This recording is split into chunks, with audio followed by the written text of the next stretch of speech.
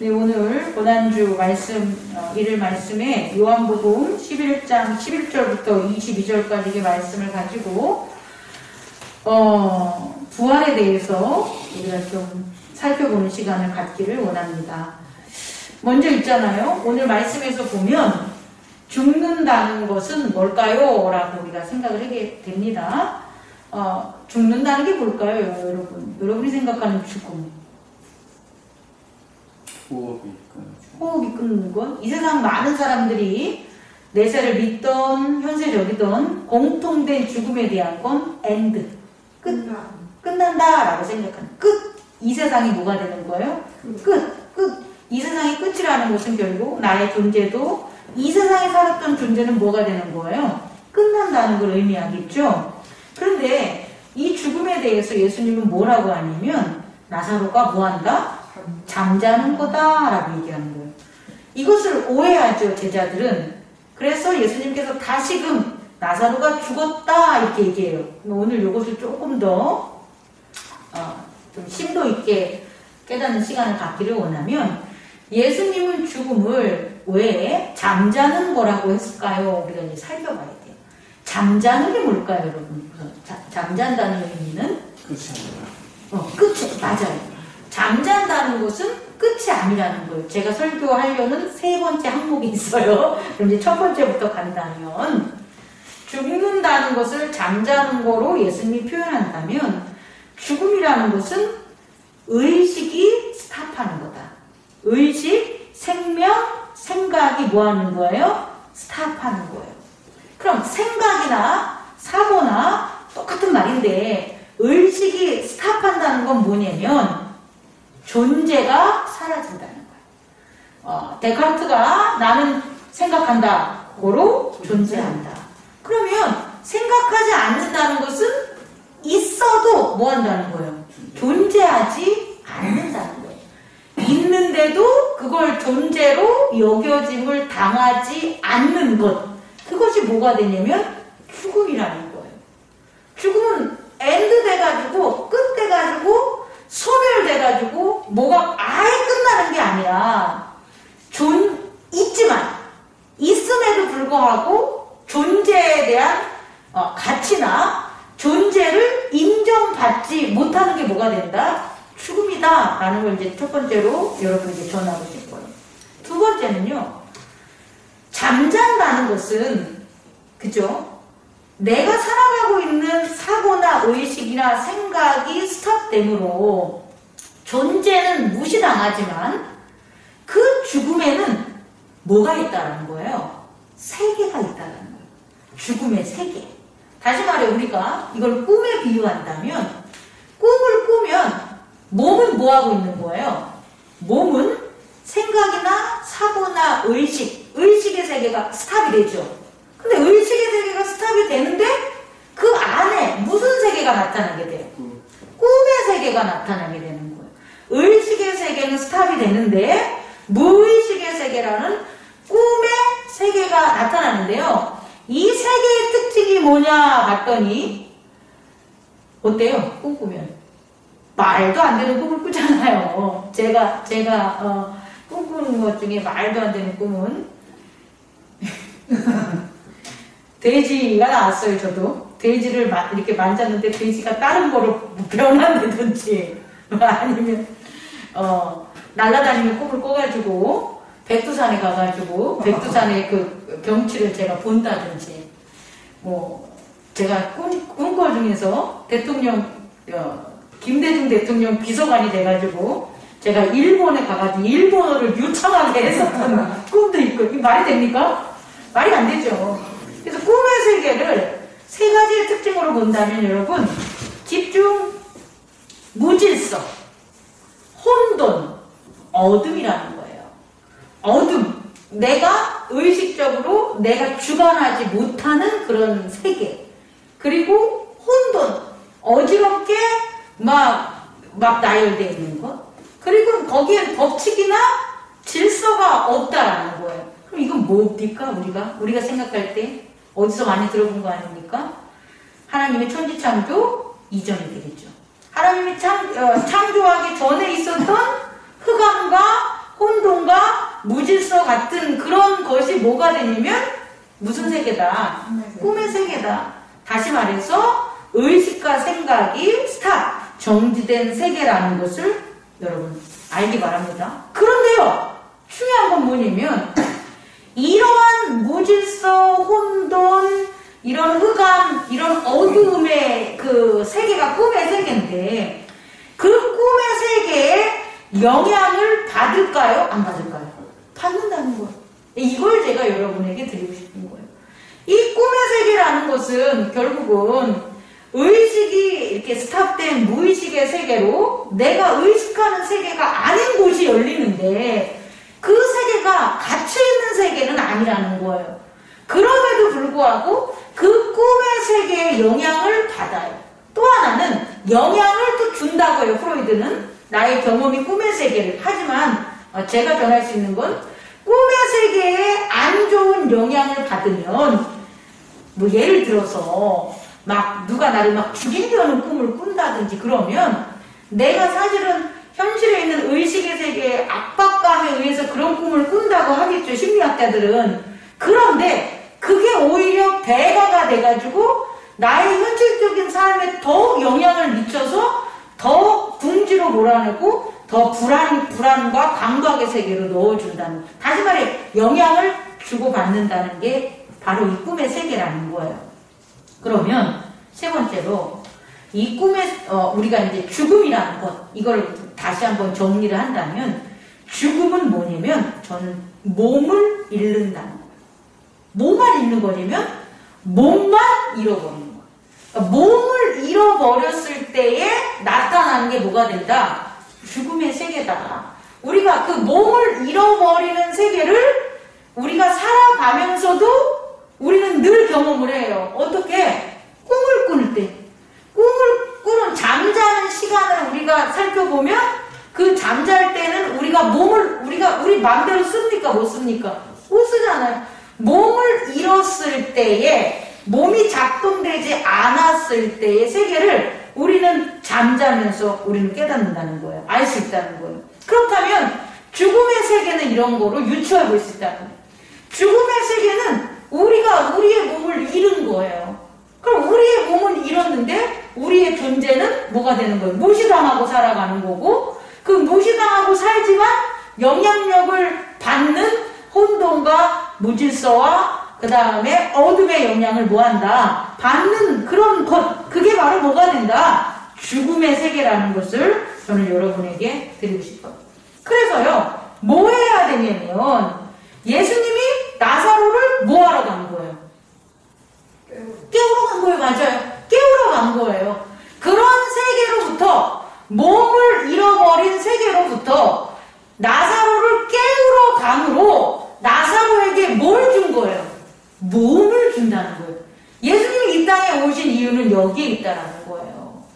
분명히 죄악은 심판을 받는 거예요. 그 심판은 하나님이 이미 예정해 놓은 거기 때문에 그것은 피할 길이 있어요, 없어요? 없다는 거예요. 그런데 그 심판이 예정되어 있는데 그 심판에서 나올 수 있는 길은 몸을 뭐 해야 되는 거예요? 잃지 말아야 되는 거라는 거예요.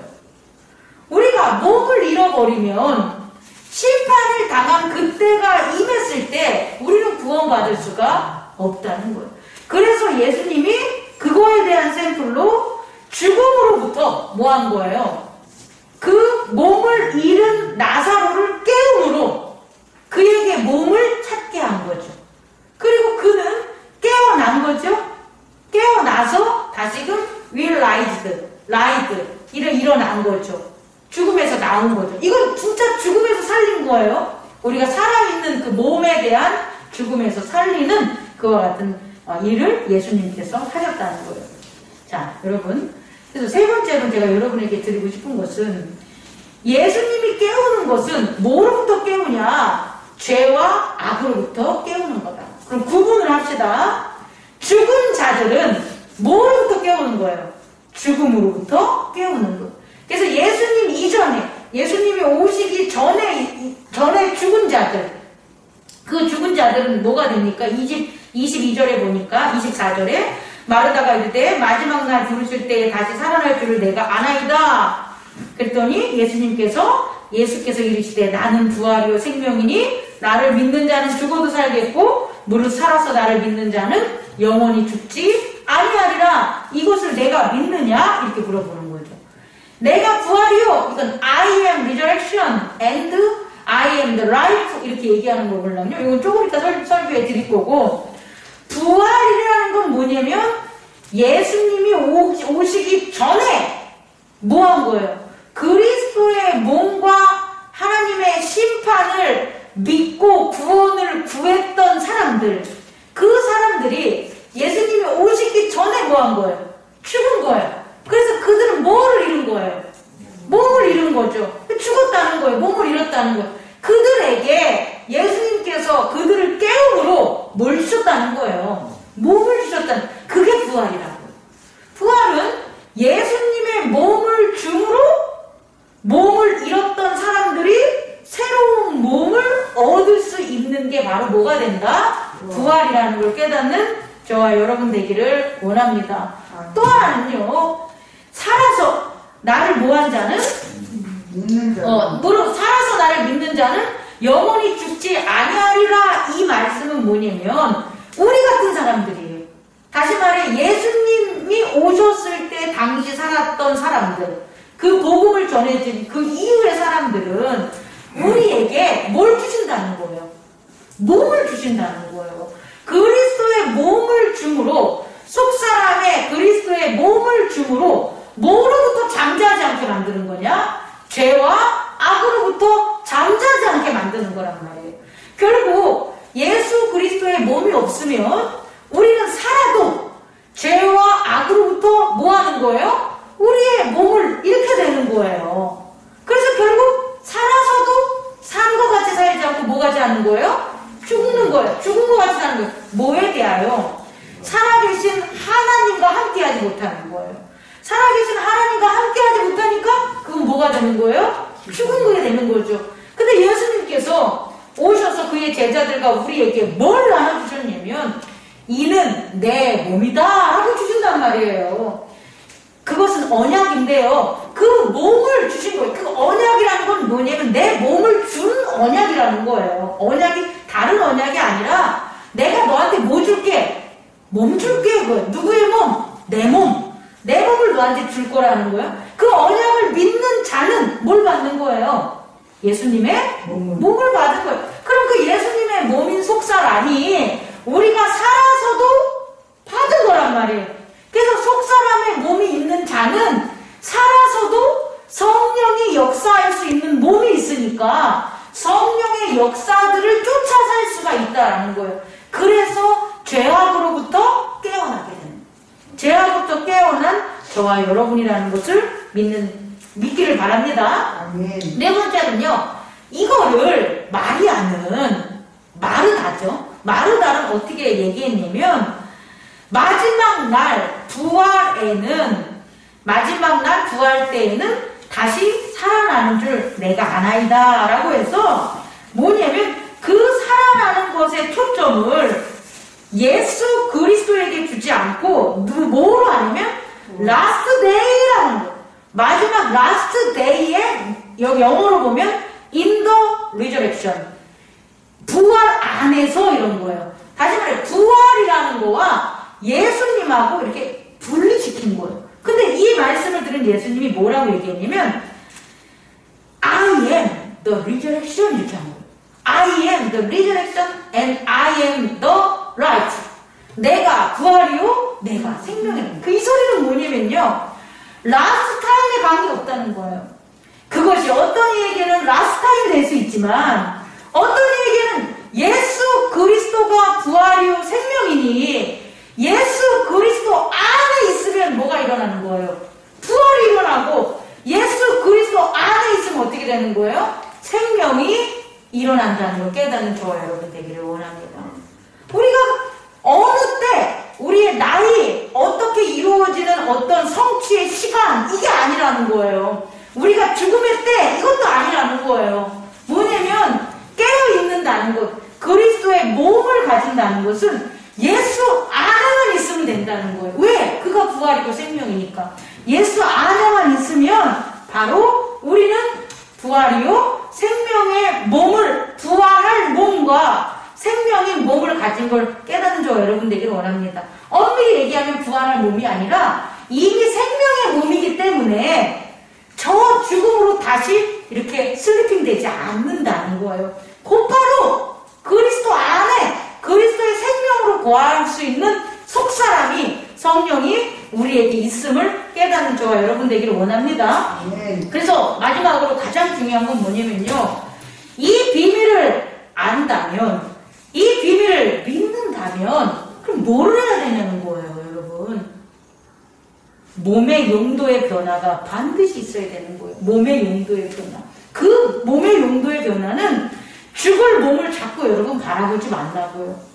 여러분의 페이스, 머리, 어깨, 무릎, 발, 여러분의 보이는 이 몸, 우리가 생활하는 이 몸을 우리의 몸으로 자꾸 여겨왔던 그 믿음을 깨버리고 그리스도께서 주신 생명의 몸을 바라보는 믿음의 노력들을, 신앙의 길을 가야 된다는 거예요. 그게 우리에게 되게 중요한 거예요. 몸의 용도의 변화.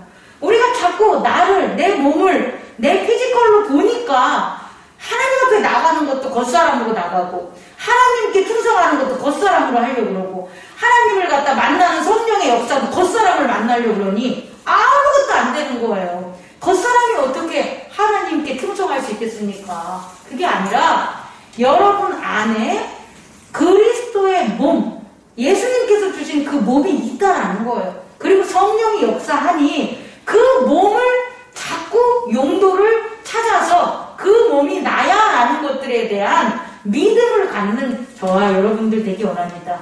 그래서 예전에는 몸이 뭐의 용도였냐면 죄의 용도였는데, 이제는 몸이 뭐의 용도라고 그럽니까? 바울이 생명의 용도라고 하잖아요. 그렇지 않습니까? 이전에는 몸을 잃었는데 이제는 몸을 뭐 해야 되는 거예요? 지켜야 되는 거예요.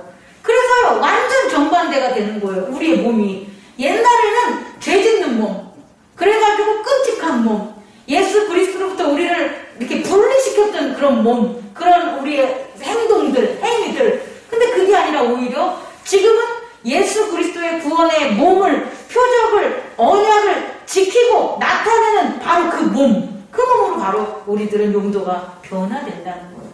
그것을 위해서 교회 공동체를 주신 거예요, 여러분. 교회 공동체를 해야 되는 일들이 바로 그 예수 그리스도의 몸의 용도인 거예요. 제단과 말씀의 깨달음으로 사랑하는 것. 그 용도로 여러분들의 몸을, 여러분들에게 몸이 있음을 잊지 마시기 바랍니다. 기도하겠습니다. 꺼주시기 바랍니다. 거룩하신 하나님